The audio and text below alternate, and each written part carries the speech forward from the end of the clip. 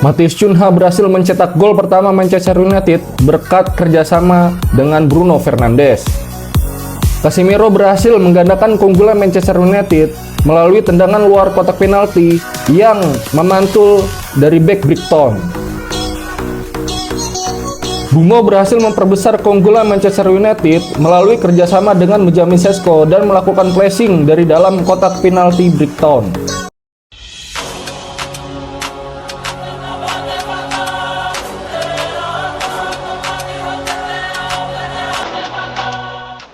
Welcome back to channel Progressive Football. Wow, Manchester United berhasil meraih kemenangan ketiganya secara beruntun. Ini hasil yang sangat mengejutkan. Kalau kita lihat di gol pertamanya yang dicetak oleh Matheus Cunha, ini kita lihat pemantapan strategi dari Ruben Amorim. Bruno Fernandes mengoper bola kepada Matheus Cunha, yang mana di situ Matheus Cunha berada di celah-celahnya pemain Brighton, dan di sini Bruno Fernandes memanfaatkan itu. Lalu Matheus Cunha melakukan pressing dari luar kotak penalti dan berujung gol untuk gol pertama Manchester United di pertandingan ini.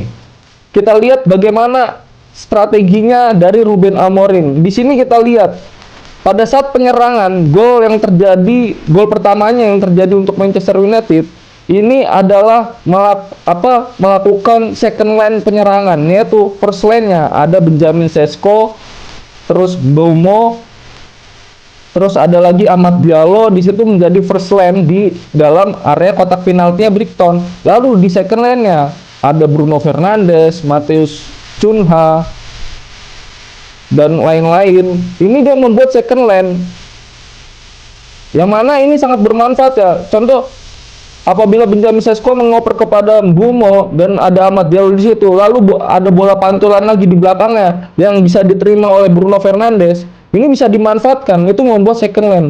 Dan yang bagusnya dari strategi ini, pemain Brighton semuanya mundur di area kotak penalti, membiarkan para pemain Manchester United di second line-nya. Ini yang sangat ajaib lah menurut gua, udah dipahami oleh para pemain Manchester United tanpa disadari pemain Brighton yang tidak mengawal di second line tersebut. Di sini Bruno Fernandes berdiri bebas, terus ketika itu menutup pergerakan dari Matheus Cunha, menutup ruang oper, tapi tidak menyadari pergerakan dari Matheus Cunha ini. Ini kita lihat ada 1, 2, 3, 4, 5, 6, 7, 8 pemain Manchester United yang melakukan penyerangan, sedangkan untuk Brighton 1, 2, 3, 4, 5, 6, 7, 8 juga, tapi terfokus di area penyerangan first line-nya Manchester United. Ini yang harus kita akuin ya, para pemain Manchester United ini sudah paham dengan apa yang dimau oleh Ruben Amorim pada saat menyerang. Selanjutnya kita bahas gol yang dicetak oleh Bumo, gol ketiga Manchester United. Yaitu kita lihat skemanya di sini. Ketika para pemain Manchester United asik menyerang, para pemain bertahan yaitu Luke Shaw, terus Harry Maguire, 3 pemain ini berada di setengah lapangan. Apabila terjadi pantulan atau serangan balik, ini bisa mencegahnya, memotong serangan tersebut. Dan itu dilakukan oleh Luke Shaw, yang mana di sini Luke Shaw memotong bola yang akan dioper kepada Danny Welbeck. Lalu Luke Shaw ini melihat ada celah kosong, di situ Benjamin Sesko berdiri bebas, langsung mengoper kepada Benjamin Sesko, dan Benjamin Sesko tanpa menahan bola langsung memberikan pantulan bola kepada Bumo, dan Bumo berhasil mencetak gol dari skema itu. Skema seperti ini yang tidak disadari oleh para pemain Brighton, terutama pemain bertahan dan para gelandangnya Brighton ini. Yang mana di sini kita lihat ketika Luke Shaw memotong serangan untuk mengoper kepada Danny Welbeck, Luke Shaw mengoper langsung kepada Benjamin Sesko. Itu tidak disadari. Ada satu pemain Brighton yaitu lebih mundur ke belakang mengawasi pergerakan Bumo, yang mana ketika melakukan serang balik seharusnya satu pemain belakang Brighton ini maju membuat satu garis line hingga bisa membuat jebakan offset kepada Bumo, tetapi tidak, dia terlambat maju, udah gitu tidak menjaga ketat Bumo, dan hasil Bumo mempunyai kecepatan dan insting sebagai striker juga, walaupun dia bukan murni striker, selalu menjadi striker bayangan.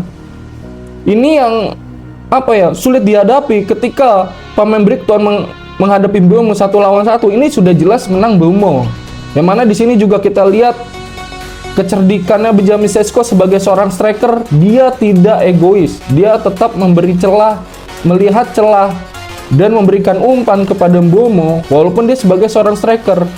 Inilah kelebihan dari Benjamin Sesko. Mungkin para pengamat menilai Benjamin Sesko ini pembelian gagal. Tetapi kalau menurut gue pribadi yang menganalisa pertandingan video ini, Benjamin Sesko ini hadir sebagai striker, dia juga sebagai pemantul bola. Karena Benjamin Sesko mempunyai keunggulan umpan-umpan yang akurat, penempatan posisi yang bagus juga sebagai pemantul bola.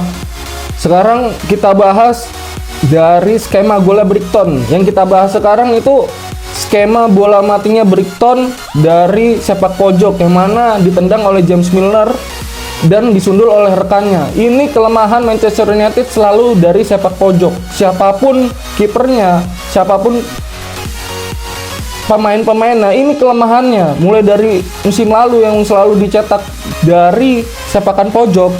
Ini kelemahan yang bisa dimanfaatkan oleh pelatih Brighton.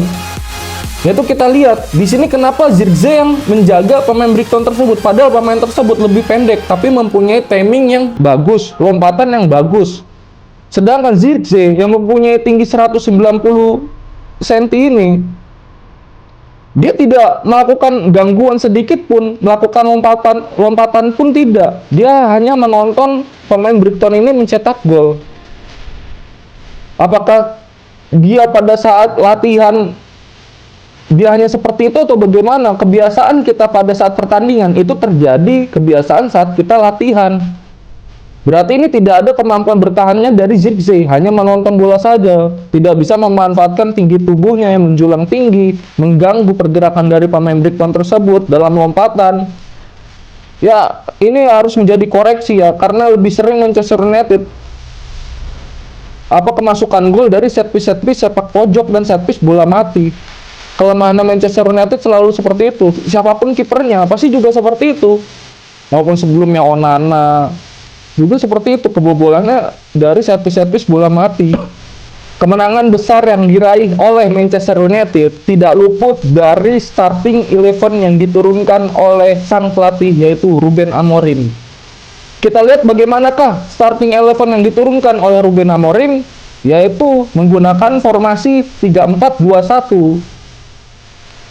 Ini menjadi formasi andalan yang sudah dimengerti para pemain Manchester United, yang mana sudah menemukan pemain-pemain terbaik di posisinya, yaitu sang pelatih itu sudah menemukan pemain-pemain terbaiknya di posisinya, yaitu kita bahas mulai dari back, yaitu di back ada Matthijs de Ligt, Larry Yoro, terus Luke Shaw sebagai LCB left center back, dan Larry Yoro menjadi RCB right center back.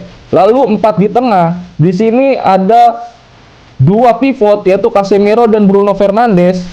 Di sayap kirinya ada Diogo Dalot, dari sayap kanannya ada Amad Diallo. 2 di depan, kadang posisinya sebagai second striker dan kadang juga berubah menjadi attack midfielder, yaitu ada Mbeumo di sisi kanan dan di sisi kiri ada Matheus Cunha. 1 striker di depan ada Benjamin Sesko. Di sini dia berhasil menjadi pemantul bola. Di pertandingan ini dia berhasil menjadi pemantul bola. Kenapa? Karena 2 di belakang Benjamin Sesko mempunyai kecepatan dan akurasi tembakan yang bagus. Di sini makanya Ruben Amorim menginginkan Benjamin Sesko karena dia tahu sebagai seorang striker dia mempunyai pantulan bola yang sangat bagus, operan bola, umpan bola, akurasi bolanya, sundulannya juga menjadi senjata mematikan untuk Manchester United ketika bola-bola atas. Dan ini terbukti, Benjamin Sesko selalu menjadi pemantul bola untuk Mbeumo dan Matheus Cunha ketika mengoper. Ini taktiknya taktiknya Ruben Amorim. Ketika Bruno Fernandes memegang bola, dia tidak mengoper langsung kepada Mbeumo atau Cunha, tapi memberikan operan langsung ke Benjamin Sesko, yang mana Benjamin Sesko lebih mundur untuk menarik back-backnya Brighton Albion ini, yaitu seperti Rio Rudang dan Jan van Hecke. Ini dia menarik jadi lebih maju karena Benjamin Sesko lebih mundur. Itu yang dimanfaatkan oleh Bruno Fernandes. Umpan segitiganya ke Benjamin Sesko, lalu bisa ke Mbeumo, bisa ke Cunha. Karena kakinya Benjamin Sesko kanan kiri, akurasi umpannya sangat bagus. Itu yang dimanfaatkan oleh Ruben Amorim. Lalu kita lihat dari tim tamu menggunakan formasi 4-2-3-1, yang mana di sini sang pelatih itu mengetahui bahwa formasi 3-4-2-1 ini bisa dimenangkan dengan formasi 4-2-3-1. Kenapa? Karena ada dua pemain attack midfielder yang dijaga oleh dua pivot pemain Brighton, yaitu Matheus Cunha dan Mbeumo. Di sini Frans Hurzel sebagai pelatih Brighton, dia menerapkan seperti itu dengan harapan Ayari dan Baleba bisa menjaga dua attack midfieldernya, Matheus Cunha dan Mbeumo, dengan harapan dua back tengahnya Brighton Albion bisa menutup pergerakan Benjamin Sesko. Tapi tidak semudah itu taktiknya dari Ruben Amorim, yang mana yang gue bilang tadi, Benjamin Sesko berhasil menarik mundur, menarik maju para backnya Brighton, sehingga Mbeumo dan Cunha berhasil lolos dari penjagaan Ayari dan Baleba. Ini yang menarik di pertandingan ini seperti itu, yang mana juga Amad Diallo switch position dengan Mbeumo. Ini enak banget dilihat pertandingan Manchester United ini melawan Brighton. Ini yang gua harapkan. Semoga nanti di pertandingan berikutnya pada 1 November Manchester United menghadapi Nottingham Forest juga seperti ini permainannya, walaupun taktiknya formasi sudah dibaca oleh tim lawan, tapi pada saat permainan itu yang sulit dibaca pergerakannya, dan juga harus diperbaiki juga skema-skema bola matinya. Yang mana Manchester United lebih sering kalah ketika mendapatkan set piece bola mati, entah dari corner atau tendangan bebas. Ini gua rasa pelatih kiper Manchester United harus melatih Lemens ini menepati posisinya pada saat tendangan bebas. Dia posisinya kurang kemana, ini harus dilatih position goalkeeper ini.